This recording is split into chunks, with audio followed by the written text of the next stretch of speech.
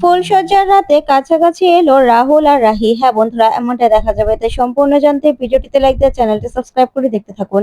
গল্পের শুরুতে দেখা যাবে রাহুল আর রাহিকে ক্যামেরাম্যান বলে, একটু কাছাকাছি এসে বসুন না।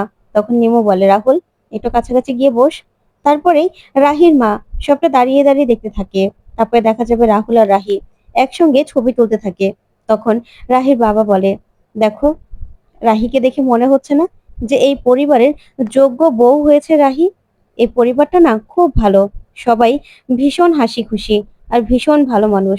আমার রাহিমায়ের জন্য একদম ঠিক আছে এই পরিবারটা। আমার রাহিমা সবাইকে ভালো রাখুক, এটাই চাই। ওইদিকে দেখা যাবে তিতলি বসে আছে। তখনই সেই মহিলা বলে, তুমি কি সুন্দর দেখতে, তোমাকে খুব ভালো লাগছে। তখন তিতলি হাসে আর বলে, আচ্ছা ওয়াশরুমে যেতে পারবো তো? তখন মহিলা বলে, যাও। তারপরে তিতলি ওয়াশরুমে যায় আর গিয়ে সবগুলো জলের কল চালু করে দেয়। আর জলের শব্দে যেন ওর কথা না শোনা যায়। তারপরে তিতলি সঙ্গে সঙ্গে রাহিকে ফোন করতে থাকে। ওইদিকে রাহির বাবা রাহিকে বলে, রাহিমা, তুই খুব ভালো বাড়িতে বউ হয়ে এসেছিস। এই বাড়ির যোগ্য বউ তুই। তখন রাহির কাকা বলে, শোন, তুই এই বাড়ির বড় বউ, তাই তোর উপর কিন্তু সবার দায়িত্ব রয়েছে। তখন রাহির মা বলে, হ্যাঁ রাহিমা, তোর কিন্তু অনেক দায়িত্ব। তোকে কিন্তু সেই দায়িত্ব পালন করতে হবে। সবাইকে খুশি রাখতে হবে তোকে। তখন রাহির বাবা বলে, রাহুল বাবা, তোমাকে আমি একটা কথাই বলবো। আমার মেয়ে না খুব ভালো, আর আমার মেয়ে আমার জীবন। তুমি আমার মেয়েটাকে দেখে শুনে রেখো, এটাই তোমার কাছে আমার অনুরোধ। তখনই রাহির বাবাকে বলে, বাবা, তোমাকে চিন্তা করতে হবে না, আমি আমার খেয়াল রাখতে পারি। তখন এই কথা শুনে রাহির বাবা অবাক হয়ে তাকিয়ে থাকে। ওইদিকে রাহুলও রাহির দিকে অবাক হয়ে তাকায়। তারপর রাজীব বাবু বলে, হয়েছে হয়েছে, অনেক হয়েছে, এবার চলুন আমরা ফ্যামিলি ফটো তুলবো। তখন হঠাৎ করে রাহির ফোনে ফোন আসে তিতলির। তখন রাহি সেখান থেকে আড়ালে চলে যায়। ওইদিকে রাহুল তাকিয়ে থাকে। তখন রাহি আড়ালে গিয়ে ফোনটা ধরে বলে, তিতলি, তুই কোথায় আছিস? কোথায় তুই? তখন তিতলি বলে, দিদি তুই আমাকে বাঁচা, বাঁচা আমাকে। তখন তিতলিকে রাহি বলে, তুই কোথায় আছিস, বল কি হয়েছে? তখন তিতলি বলে, ওরা আমাকে বেঁচে দেবে দিদি, আমি না খুব বড় বিপদে পড়ে গেছি।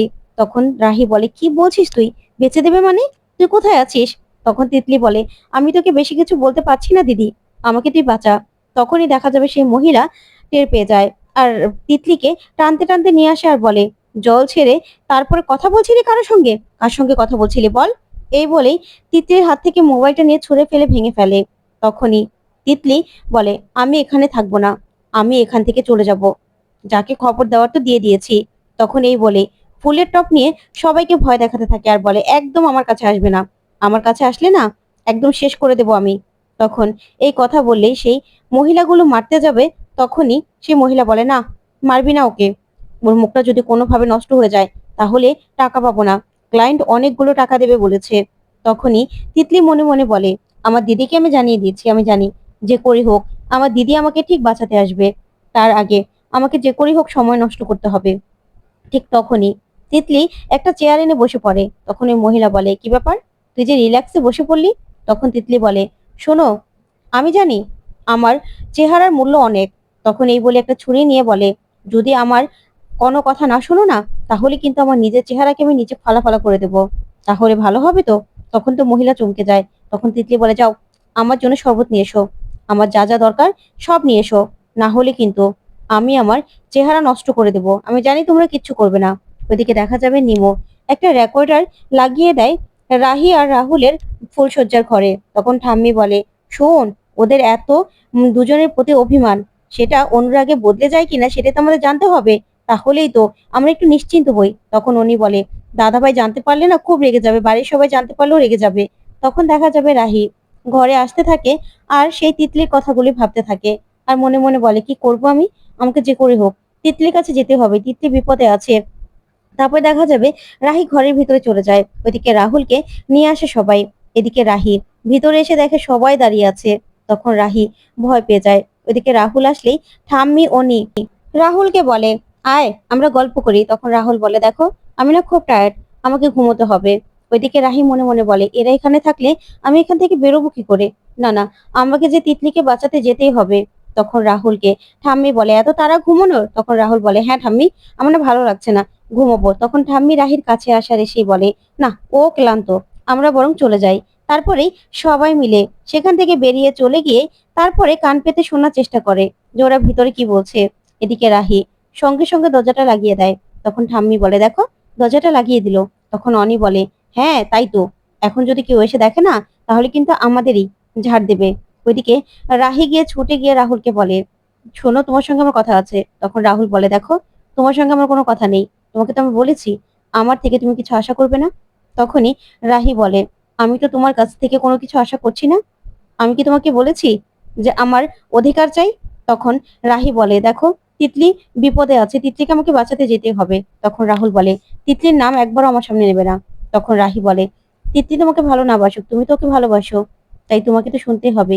যাই হোক, আমাকে আমার বোনকে বাঁচাতে যেতে হবে, এই বাড়ির যেন কেউ না জানে, তাই তোমাকে আমি হাত জোর করে বলছি, কেউ যেন জানতে না পারে, আমাকে এখান দিয়ে যেতে হবে।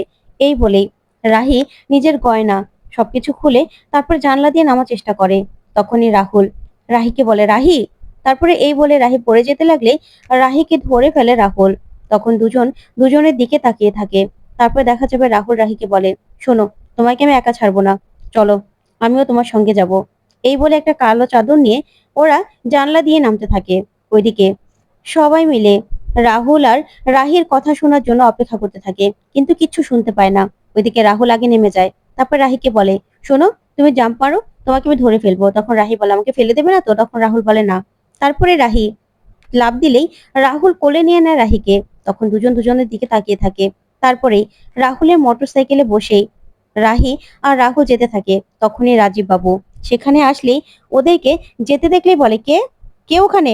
তখন রাহি আর রাহুল সঙ্গে সঙ্গে মোটরসাইকেল চালিয়ে সেখান থেকে চলে যায়। আর রাজীব বাবু পিছন পিছন ছুটতে থাকে আর বলে, চোর চোর। তখন দেখা যাবে নিমোরা চলে আসে আর এসেই বলে, কি হয়েছে জেঠু? তখন রাজীব বাবু বলে, দেখ না, রাহুলের বাইকটা চুরি করে নিয়ে গেল। তখনই রাহুলের ভাই বলে, দাদার মোটরসাইকেলের চাবি তো দাদার কাছে, তাহলে উপরে গিয়ে দেখি তো। ওইদিকে তিতলি সবাইকে দিয়ে পাও টেপাতে থাকে আর বলে, দিদি তুই কোথায়, কখন আসবি, আর কতক্ষণ আমি অপেক্ষা করব?